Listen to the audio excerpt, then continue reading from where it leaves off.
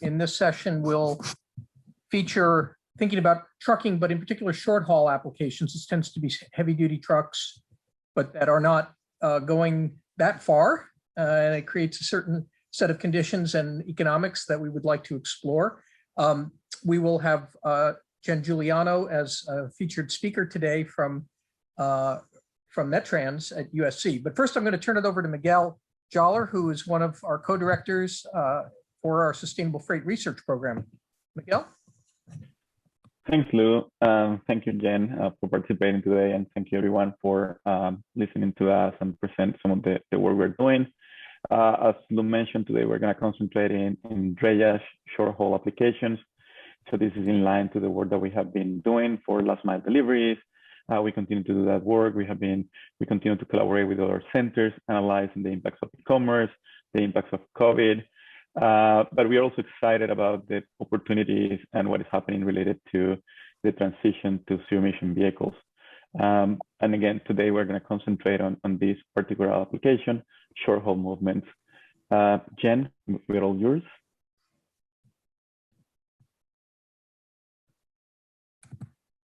You're muted. That always happens. Who is sharing the screen? I can if you want. If you I got my slides, but yeah, go ahead and share, and if you're comfortable doing that. Okay, thank you so much. Give me a second here. And while I'm playing around, first of all, thank you for inviting me to this conference. I'm impressed with what I've heard so far. It's great. So I'm happy to be a part of it, and happy to share what we've been up to down in Southern California. Okay, I hope you can all see this. Yep. Okay. The title here is the Heavy Duty Trucks, the Challenge of Getting to Zero. And you'll hear why we added the word challenge here. So I'm going to start, of course, by just letting you know what I'm going to do in the next 10 to 15 minutes. Explain what our motivation is for this research, how we went about it, some main results in order to keep us in time, and just some findings and conclusions at the end. I wanted to introduce the entire research team that was involved with this. My colleague Majid Dasuki in systems engineering, Sue, Jaiwan, and Shi Chung are all PhD students. And then you'll see that Marshall Miller also was a part of this study. So I'm glad to see that he's the discussant today. Okay, so I probably don't have to say too much about this to this particular crowd. I'll just say a few things. We all know that we've been in a world of increasing freight demand, and this is long before COVID struck. And we really don't see anything to tell us that these trends are not going to continue into the future. You heard a little bit about e-shopping in the previous session. E-commerce, of course, has increased greatly since the early 2000s. It has jumped a great deal during COVID. We expect that to continue growing. And the story about e-commerce goes beyond just the deliveries to your sidewalk, because by the sort of fragmentation of distribution, it has affected supply chains in all kinds of different ways, and distribution networks in all kinds of different ways, leading in the end to more truck traffic. Then, of course, we also have the problem of pollution, in addition to the GHG gases that we often talk about.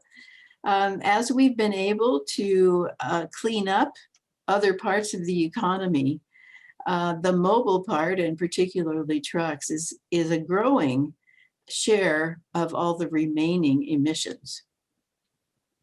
So the big question on the table, of course, is How can we reduce truck emissions to achieve both the health effects, the health impacts that we want, and reduce GHGs? So our work has three basic research questions. The first one was, what's the market for zero-emission heavy-duty trucks? And in this research, we took as our target years 2020, 2025, and 2030. What is the impact of using zero-emission trucks on fleet operations, costs, and GHG emissions? Some of us at USC have done a lot of work on freight operations, and we were very interested to see how, if we took these directly into account, how these might affect our visions of the market. And then lastly, what markets could be efficiently served by zero-emission trucks given current and expected performance attributes. Okay, so what did we do? The first thing we did was say, well, we've really got to focus on battery electric heavy-duty trucks because it's really the only type of zero-emission truck available in the market today. We wanted to consider the drayage industry, which is the industry of trucking to and from the ports, basically to distribution and warehousing centers, due to the limited range of battery electric. We also decided that we wanted to put into the mix something that was near zero, and we decided that we would use a natural gas hybrid electric as the near zero alternative. The first thing we did was to develop a simulation model that was based on actual drayage trip data that was collected by the ports of LA and Long Beach way back in 2012. So we had some actual trip data and we were able to use that to develop the simulation and estimate numbers of trucks required to fulfill all delivery assignments over the course of a day. We then used our simulation model results to estimate the costs, the emissions reductions of alternative scenarios. We did also supplement our model results with case studies, but I'm not talking about them here today. I don't have the time, and I think Miguel is going to say a few words about them in his presentation. So here's the simulation. We wanted to optimize the routing and scheduling for the fleet operations, changing the share of electric vehicles in the fleet and taking into account range and charging time. So the question was, if we had 10% of all the trucks in the fleet being EVs, what would that look like? If we had 50%, what would that look like? And finally, what was the maximum share of EV trucks that we could add to the fleet? As I said, the operational data is from the ports. And as I said, we have our 3 different target years of simulations. The hybrid electric trucks, for our purposes, have the same performance as diesels, so we didn't have to do a different simulation for them. So the simulation question is, how many trucks are needed to perform all of the pickups and deliveries when we add battery electric vehicles to the fleet? So here's the figure. This is Majid Dasuki's work and his student Shi-Chung Hu's work. I want to give them credit here. They took a 2-stage simulation approach. The first stage, they wanted to minimize the total VMT subject to serving all the demands. So we have a whole set of demands that's based on this actual data. They are, however, very simplified demands because we only model an out and an in, an A and a B type trip, or a ABC type trip. So the trips are actually not complicated in the tours that actually happen in the real world. They're quite simple. So we have all the demands there are for containers and where they are over the course of the day and where they have to go to.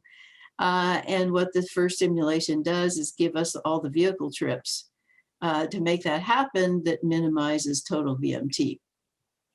So now we have all these trips, and then the second is to say, okay, how do we assign a fleet to all those trips that we've generated in the first stage? And so we start with all those vehicle trips, and then we come out with the number of vehicles that are needed. And as Majid would explain to you, because of the nature of this problem, we don't have a strict optimal solution. We're using heuristics to actually solve. Okay, so here's the first result. Starting from the left, we have 2020, 2025, and 2030. I should point out that we used real data for 2020. That is to say, we used the range and battery charging characteristics of the battery electric trucks that are out there in demonstration as we speak, or as we were speaking back in 2019 and 20. So you can see that I have orange lines and yellow lines. The yellow bars are the battery electric bars, and the orange are the diesels. So we start at the bottom of the chart, and if we have an all diesel fleet, we need 19 total vehicles over the course of the day to do all the work. So then I gradually increase the number of battery electric vehicles, and what you see is when I do that, I have to add more and more vehicles because of the range problem and the charge problem. So more and more vehicles have to go back and charge and rest rather than making a second trip. So this is what's actually happening. So in 2020, the maximum possible share of all the vehicle trips that a BET could handle is 75%, and we'd end up needing a vehicle fleet size of 36. Things get way better in 2025 because we're now using projections, best available projections rather than what's happening on the ground. And so you can see that we could get up to 96% if we wanted to, and our fleet size would be 26 instead of 19. And then in 2030, we can get away with a 23 vehicle fleet as opposed to 19. So the extra number of vehicles goes down, of course, as the range of the battery electric vehicles goes up and the battery power goes up. Okay, so what do we do next? Well, we compare the cost and emissions reductions. So we have 4 scenarios here. One is the all diesel, which is our baseline. Next comes hybrid electric. Next comes midpoint BET, meaning roughly 50% of the fleet is battery operated. And then the last one is the maximum, meaning that top line that I showed you, the maximum possible number of BETs. We looked at 3 different criteria pollutants: PM 2.5, NOx, and then CO2. In terms of costs, we looked at capital costs, which are annualized. We looked at operating and maintenance costs. We also looked at driver costs, because of course, if you have more vehicles, you have to have more drivers. And then finally, what we didn't count fueling infrastructure costs at all. We just assumed that all of the fueling infrastructure was there. And in this case, it was at the ports. Okay, so here's our annualized costs. And what I've done here is highlight in blue the low cost in every category. So you can see that in terms of capital costs, annualized, the diesel is always the winner because, of course, diesel trucks are cheaper than any of these others. Hybrid electric is kind of a close second. In terms of vehicle operating costs in 2020, we've got the lowest cost coming from the hybrid, but that moves over to the battery electric for 2025 and 2030. In terms of driver operating costs, the diesel and the hybrid are basically the same because we don't need any extra vehicles, so we don't need any extra drivers. And then all of this comes down to the total cost when we combine everything. And it turns out that in terms of cost, the hybrid is the most cost-effective alternative. Now let's look at emission savings, and we get a completely different picture. If we want to eliminate PM 2.5 to the maximum possible degree, we would pick the maximum battery electric alternative. The same would be true for NOx, except for 1 year, and the same would be true for carbon dioxide. So in terms, and this is all relative to diesel here, so in terms of reduction of emissions, the maximum BET almost always wins out. So what happens when we put all this together? If we look at, let's say, the cost per unit of emissions removed, we end up with the hybrid electric being the most cost effective, and in fact leading to savings as opposed to costs. Another thing to look at here is the midpoint BET is never the best alternative. And that's because you have the worst of both worlds. And then when we get to the maximum BET, we have to get out to 2030 to see savings, but they do not reach the magnitude of the savings that you see with the HET or the hybrid. Okay, so what do we find? Obviously, there's a very clear trade-off between costs and emission reduction. So, you know, if your only objective is to reduce emissions, then BETs are the way to go. We also know that the emissions reductions will grow as the battery technology improves.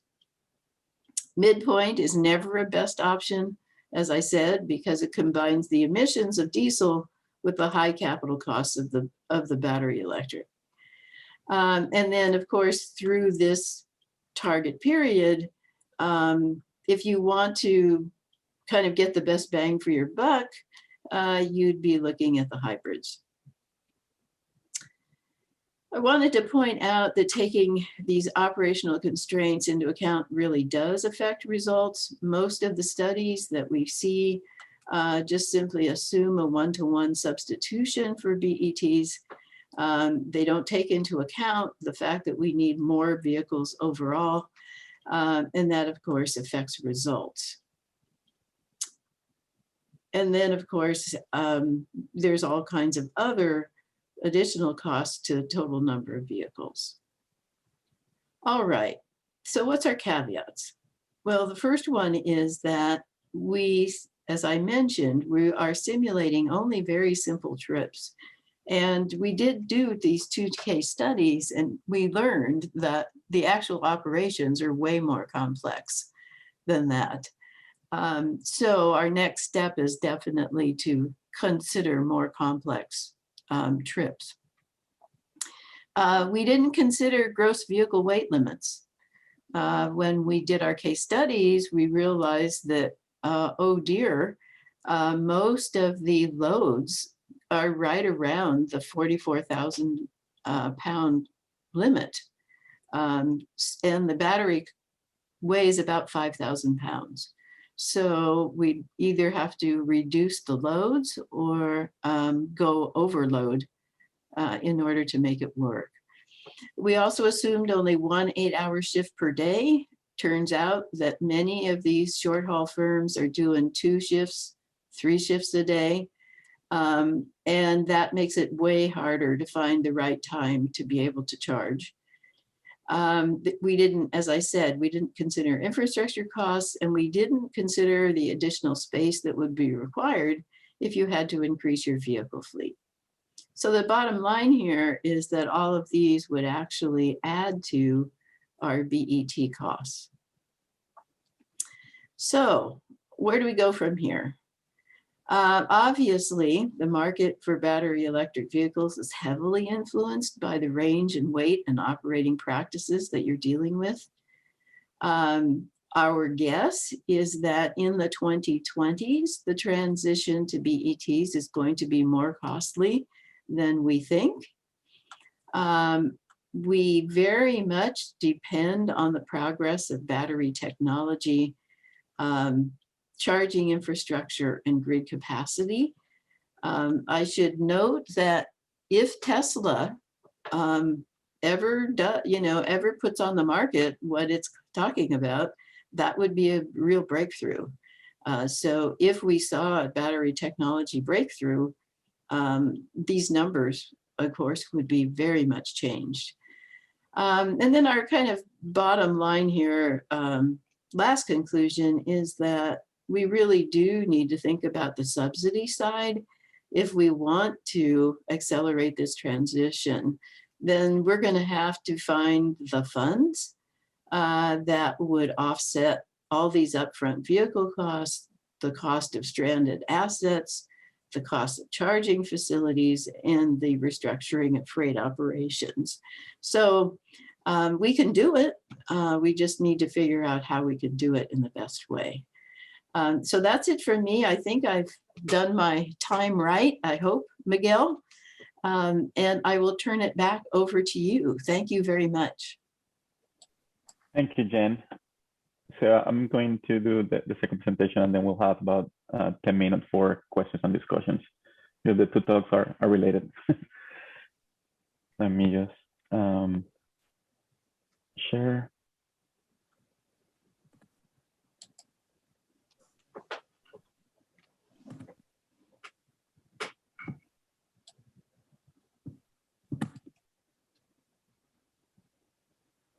Okay.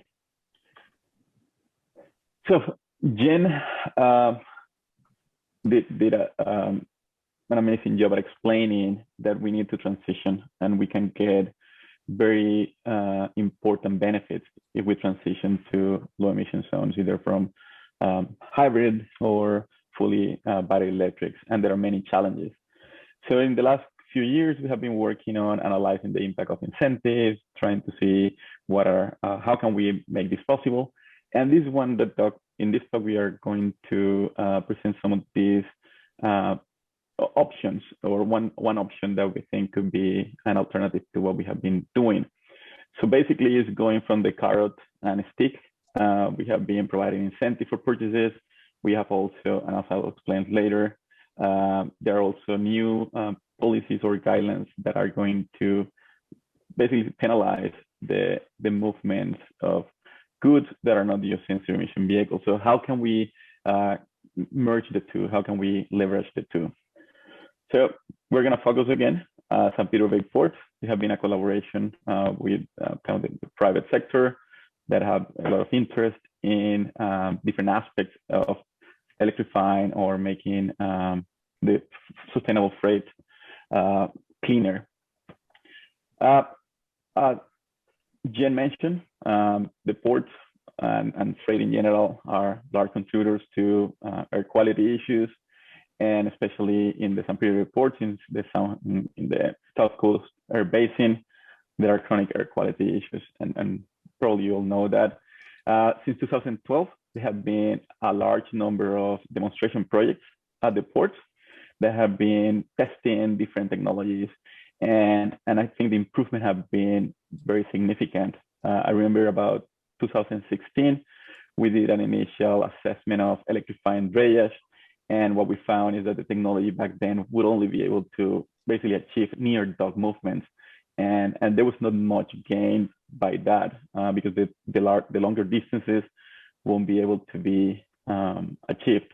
Even today, for the long movements, technology may have some challenges, but more and more, and with the hopefully the trucks that are coming next year from different OEMs, we are getting to a point where the vast majority or a large percentage of the movements will be able to be done by these cleaner technologies. So that takes me to the Cleaner Action Plan that was approved in 2017. And last year, they also approved the charging of the Clean Truck Fund rate. So basically, the Clean Truck Fund rate will be charged to beneficial cargo owners, similar to the TMF, and it will be charged to every container movement that is not using a zero-emission vehicle or near zero-emission vehicle in the next few years. It was supposed to be to start last year, but it had been delayed. It was approved to be about $10 per TEU, and these funds will be used to basically provide incentives to companies to purchase vehicles. The $10 is arguably could be a low fee, and it was kind of at the lower end of the spectrum that the Ports and the Harbor Commission was evaluating.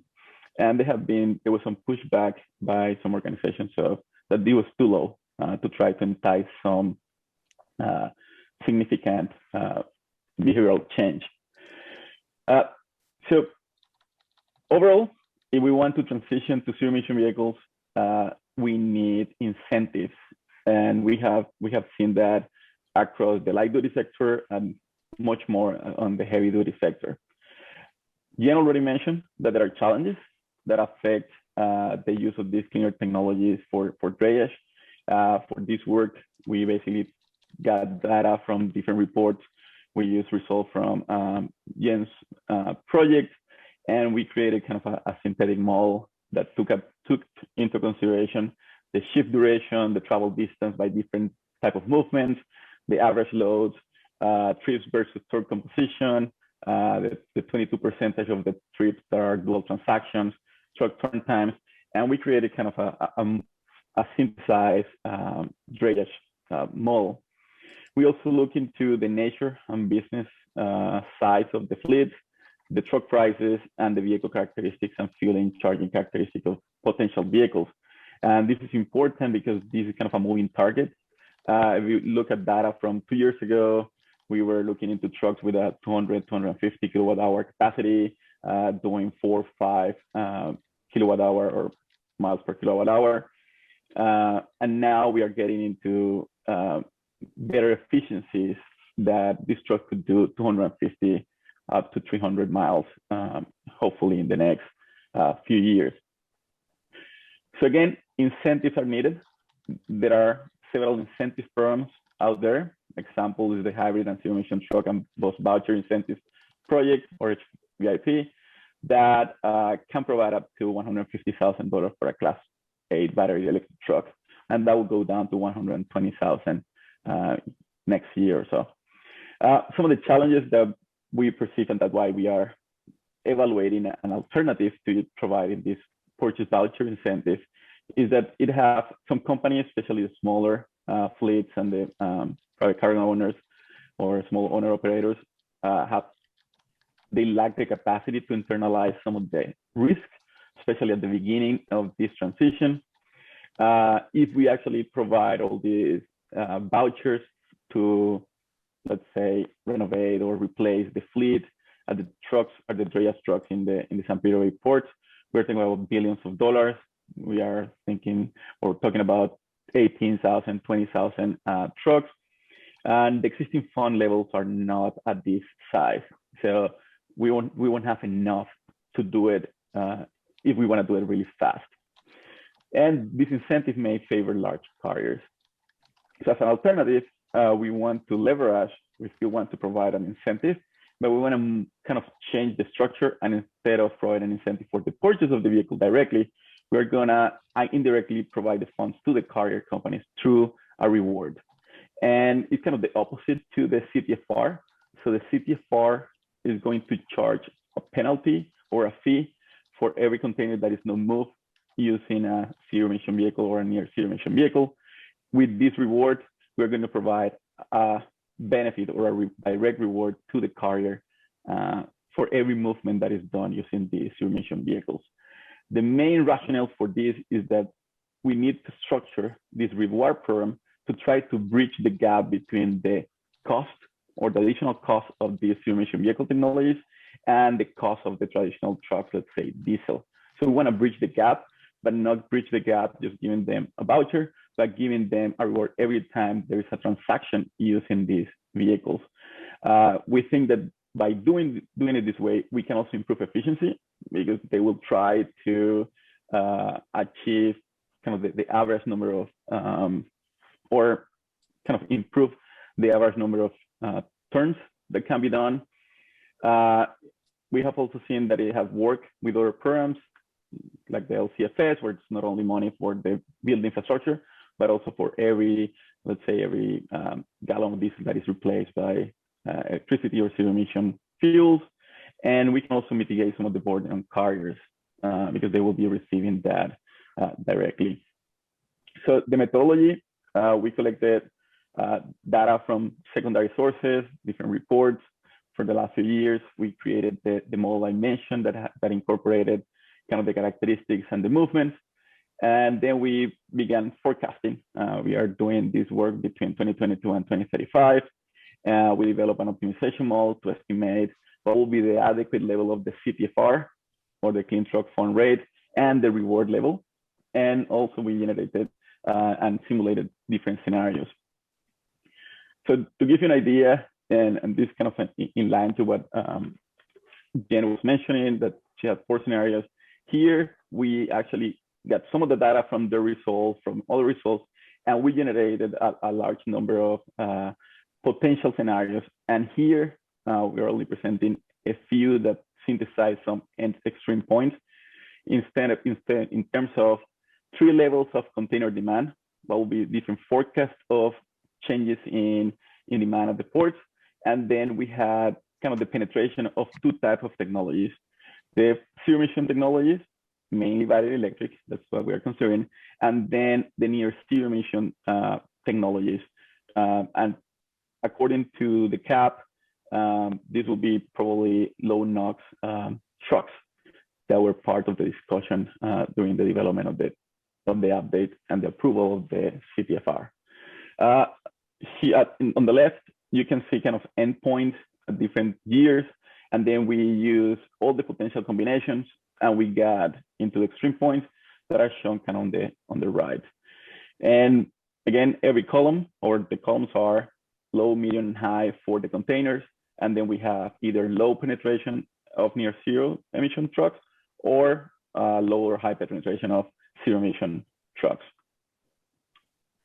And as you can see, we are looking into a fleet, a total fleet size about a little bit less than 20,000 in the low container forecast.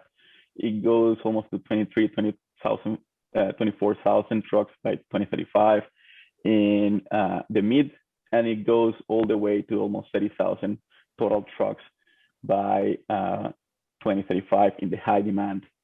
And the way the CTFR is structured is that non-zero emission or near zero emission vehicle will be charged the CTFR, and near zero emission vehicles will be exempt of that fee until 2030. But after 2030, the near zero emission vehicle will also have to pay that CTFR fee. Another important aspect is how much are these trucks are going to cost. So we created 3 scenarios based on some data from different reports, and we took kind of some extremes that they all start about $320,000, and they will go to the really low value of 150 by 2035, or they can stay around 250,000 by 2035. And then the optimization model basically wants to find the adequate level of the CTFR and the reward per container. And because this is not a money-making scheme, we wanted to find those values such that the amount of money that we are disbursing and the amount of money that we are collecting is the minimum. So there's just basically a break-even point there. We need to maintain a balance between the fleet penetration, how much of that fleet is actually active in any given month, and how much we're collecting and paying for each of those trucks. And then depending on some assumptions about for how many years are we kind of subsidizing the gap, we're assuming a 5-year loan or finance, and then we are just subtracting what will be the finance for a truck with these characteristics and this price and a diesel truck. These analysis also assume that the near zero emission trucks, let's say the low NOx, have the same characteristics as a diesel in terms of they can do basically the same activities and they basically cost the same. There have been some report that there could be a $30,000 or $40,000 increase in the cost of those vehicles, but we actually analyze the low NOx as similar to diesel in terms of the cost. So the only one that is changing is the cost of the electric trucks. So just to give you some results, here we have for the mid price of the electric truck and the low price of the electric truck, what could be the values of the charge per TU and the reward value. And there's a big or a large spread here, depending on if we're looking into a low scenario of demand or the high scenario of demand, where we can see that CTFR per TU can be quite large. I mean, it can go all the way up to 150 in the worst case, but it can be as low as less than $20. If you remember, I mentioned that the CTFR was approved at $10. We think that's low, but it's not coming out of our pockets. But we are actually analyzing what are the ranges that some of the CTFR could mean. The Ports Commission analysis of what the CTFR could do to the bottom line of the ports, and I think they evaluated up to 100 or 70 or 100 per TU, and they found that at the max there could be a diversion of 2% of containers out of the port because of this extra fee. I think there's more analysis that are needed to see the full impact of this cost. But when you account for the average value of the content of a container, and then you compare that we're paying $10 for that container, that percentage is really a small percentage of the actual value of the container. And if companies are paying for these will be the VCOs, and this will go into their scope 3 emission reporting or something like that. It's a kind of a low investment to try to move the needle. So if we concentrate, let's say, in the low price scenario, and we look at the mean or the median that they are close, we're looking into a charge per container between $20 and $25 per TU. That reward to be able to achieve for a scenario, to be able to achieve what we want, the replacement of the fleet and subsidizing, that reward will start about $90 at the beginning of 2022 per TU, but it will gradually go down almost to less than $10 after 2030. So this is more dynamic, and we found that this charge of the CTFR is more flat, just because the amount of TUs that are actually going to pay for the CTFR starts to decline quite rapidly, depending on the scenario and depending on when the near zero emission vehicles start to penetrate. So we did another scenario. What happened if companies improve turn times and we kind of find similar values in terms of the CTFR and the reward for TU. Again, the rewards will go from about 90 at the beginning and then gradually go down, depending on the cost that we assume for the electric trucks. That reward will actually go down quite fast after 25, because again, we are almost helping at the beginning of the transition, and then that with the gradual decrease of the price, they will go down. The previous analysis were assuming the case in which we actually provide the reward throughout the period for the, let's say, 13 years. But we also did, okay, we're only going to provide the reward for 5 years for every new truck that comes into the market that is zero emission. And if we look at the values, again, a little bit of spread, but then we can find that depending on the price of the vehicle, we can get that CTFR, the charge of about $20 per TU. And the reward, we didn't find too much of a difference in terms of the structure of the reward, from 90 at the beginning all the way down to 10 to 20 at the end. What will be the benefits? For one of the examples, it can transition about 17,000 trucks by 2035. It will be a self-supported system because you are charging per TU to be able then to send back to the carriers. We don't need to provide this up front. And the emission reductions could be quite large, about 10 million metric tons and almost 50% of PM and 95% of NOx and SOx. We did find some increases in CO, and we are looking into that. So again, one of the rationale was a self-supported program. Still, any type of incentives are going to continue to be needed. And we wanted to bridge the gap between the diesel and the new technologies. We have to be careful in the way that a program like this is structured, because there could be ways that we want to avoid some unintended consequences of just setting up small, short distance shipments that do not contribute to emission reductions to be able to gain more access to these rewards. It could be tied to mileage, or it could be actually market-based rewards where they could go to an auction. And this is it. Thanks, Lou and Jen. Thanks, Miguel. And that was super interesting. We are running on short on time, but I'd like to see, give Marshall a chance. It'll be, again, we'll have Marshall make some comments, but one great thing about Marshall, apart from being very informed, is he's very succinct. So let's hear from Marshall. Okay, thanks, Lou. Thanks, Miguel, and thanks, Jen. I just want to make two comments. One has to do with vehicle range, and as Jen showed, vehicle range and therefore cost is critical near term and even midterm to some extent. A fleet could accept a 100-mile range vehicle knowing that they have an application where that will work, or maybe they have time to recharge. The problem is that most fleets don't want to have to use a truck in a specific application or a specific way.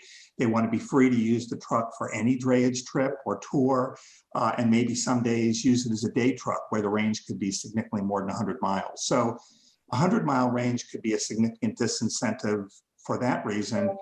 If you bump up the range, then you bump up the cost, and then you have the problem that that also could become a significant disincentive. The other thing I want to mention is this trade-off between natural gas and battery electric vehicles for emissions reductions. And for regions with serious air quality problems, there's a trade-off between near-term benefits and longer-term benefits. In the near term, as Jen showed, the most cost-effective way to reduce criteria pollutants is through natural gas. You can buy more vehicles with a given amount of money. Again, this would be near term, more natural gas vehicles than battery electric. Battery electric doesn't reduce, for example, NOx much more than low NOx natural gas vehicles do. They both reduce it enormously, so you don't get a significant extra benefit with battery electric. So the bottom line is, for a given amount of dollars, you can reduce more, for example, NOx with low NOx natural gas than with battery electric vehicles. On the other hand, if you're looking a little longer term, as ARB has repeatedly said, battery electric vehicles are necessary to meet the 2031 air quality regulations. Natural gas vehicles have little effect on greenhouse gases unless you use renewable natural gas. And in many cases, renewable natural gas may be better used in other applications such as power generation. And finally, one concern a lot of people have is if you go the route of natural gas vehicles in any significant numbers, that could delay market penetration of battery electric vehicles. And we know it's very difficult to meet the climate change goals because the ramp up for ZEBs, battery electric, but ZEBs in general, is so steep. And so you must start very quickly. So if there is this delay due to another technology being incorporated near term, that would make it much harder to reach those climate change goals. So thanks, those are my comments. Thanks, Marshall. I saw Jen did a great job answering a few specific questions online. People can see those answers in the answered questions section. So we have about 2 more minutes. I guess we could just open it up to this group. Any other thoughts, reactions to what Marshall said or to each other?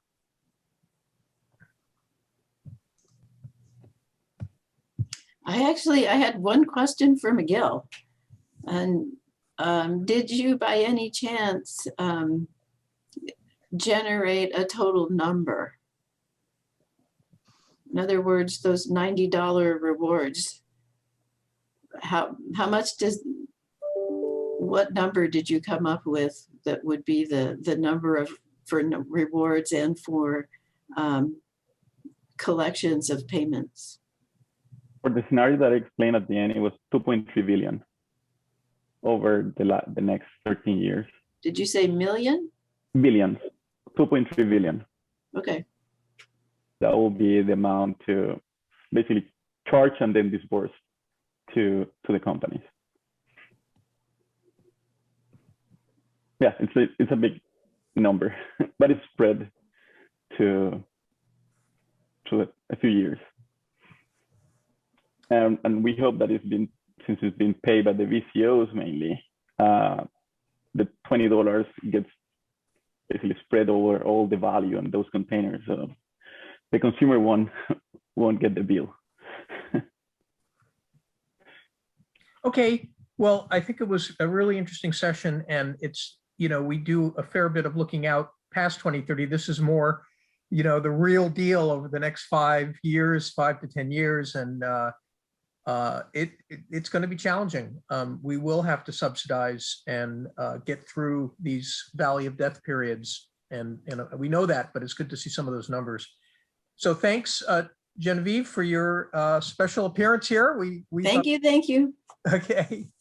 And Miguel has had a lot happening. I won't go into the details, but Miguel, thanks for making it.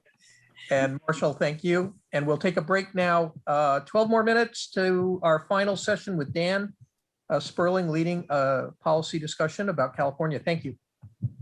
Thank you, Jen. Thank you, Lou. Thank you, Marshall. Thank you, everybody.